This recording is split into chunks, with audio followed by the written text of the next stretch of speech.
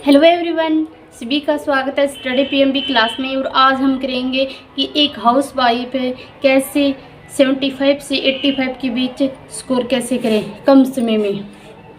सबसे पहले मैं अपनी खुद की बता देती हूँ कि जब मैंने फर्स्ट ईयर जब मैंने डीएलएड में एग्ज़ाम लिया था, तब मैं फर्स्ट ईयर का एग्ज़ाम हुआ, तब मेरा बेटा ना सिर्फ ओनली 8 महीने का था और मुझे घर का भी काम देखना होता, सारा घर का काम, क्योंकि मेरी मदर इन लॉ नहीं है तो मैं खुद ही अकेले ही घर का काम करती हूँ, साथ में बच्चे को देखती हूँ और फिर उसके साथ भी मैंने पढ़ाई की और साथ में मेरी तबीयत डाउन भी रहती थी, क्योंकि मैं 2022 के बाद मैं बिल्कुल सही हूँ। पहले मेरी 2008 से लेकर 2022 तक बहुत ज़्यादा तबीयत डाउन है, बहुत ज़्यादा परेशानी है, लेकिन भी परेशानी भी मैं मेरे खुद को सॉल्यूशन निकालूँ भी मैं के तरीक़ों 75 को लेके 75 से और 85 के बीच स्कोर करूँ।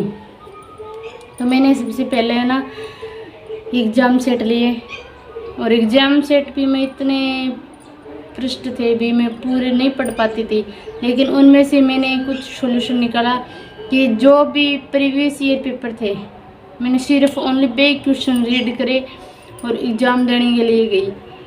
सिर्फ ओनली 20 क्वेश्चन रीड करे और एग्ज़ाम देने के लिए गई। और एग्ज़ाम भी मैंने किस तरीके से दिया, मैंने सबसे पहले पेपर था उसको एक एक फोल्ड करके ना एक एक पृष्ठ देखा और सारे क्वेश्चन देखे भी मुझे सबसे ज़्यादा कौन कौन से क्वेश्चन आते हैं। उसमें से मैंने हर एक पेपर में सिर्फ ओनली 6 क्वेश्चन ऐसे निकाले, 6 या 4। कई इंग्लिश वाले पेपर में मुझे ऐसा हुआ सिर्फ ओनली 3 क्वेश्चन आ रहे थे, क्वेश्चन भी नहीं आ रहे थे, क्योंकि घर टाइम भी नहीं मिला। उस रात मेरे बेटा है उसको बहुत ज़्यादा तबीयत डाउन हो गई, तो मैंने ऐसे भी अपने गोडा में ले गए ना फिर पढ़ हो तो इतना पढ़ कौन पाई, तो बिंग बजाऊँ भी मैंने सिर्फ ओनली 3 ही क्वेश्चन आ रहा, लेकिन मैं घबराई कौन वहाँ भी।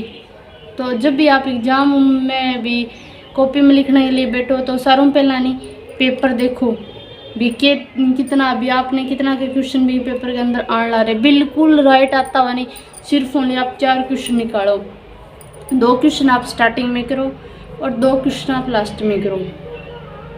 और क्वेश्चन भी किस तरीके से करो कि जो हमारी कॉपी होती है वो ऐसी होती है, स्केल लेकर ऐसे लाइनिंग करो और फिर हेडिंग है वो एक अच्छे तरीके से हेडिंग अच्छे तरीके से लिखो और उसके बाद जो कुछ भी आपको थोड़ा मोटा भी आता है ना वो भी लिख दो।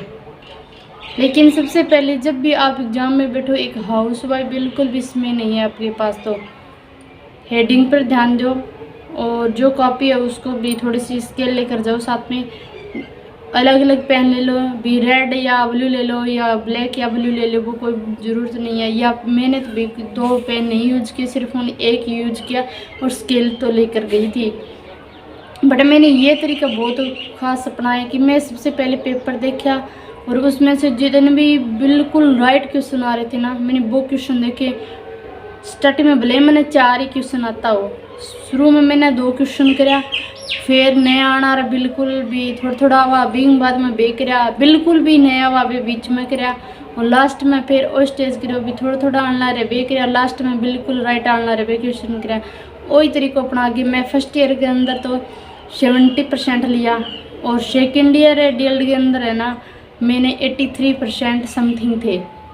तो इसलिए मैं आप सभी से ये रिक्वेस्ट करूँगी, एक हाउस वाइफ है बिल्कुल भी पढ़ने के लिए टाइम नहीं है ना तो आप प्रीवियस ईयर लो, और प्रीवियस ईयर भी पढ़ नहीं पाती हो ना उनमें से एग्ज़ाम सेट लो, और एग्ज़ाम सेट भी बिल्कुल भी नहीं पढ़ पाओ ना तो उन एग्ज़ाम सेट के अंदर भी प्रीवियस ईयर क्वेश्चन होते हैं, सिर्फ आप उनको रीड करो और जैसे मैंने बताया कि ऐसी कॉपी लिखनी है तो वैसे लिखो। और मेरे उम्मीद करती हूँ कि आपका जैसे मेरा स्कोर बना वैसा आपका भी बने और थोड़े से डेडिकेशन की तरह एक एग्ज़ाम सेट जो, लेकिन एक फ्री माइंड होकर एग्ज़ाम सेट में एग्ज़ाम के दौरान बैठना।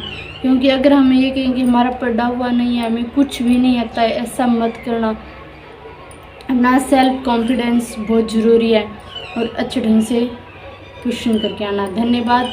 मेरी वीडियो कैसी लगी, वीडियो को ज़्यादा से ज़्यादा शेयर करना, लाइक करना और चैनल को सब्सक्राइब करना और कमेंट बॉक्स में अपनी राय ज़रूर बताना। धन्यवाद।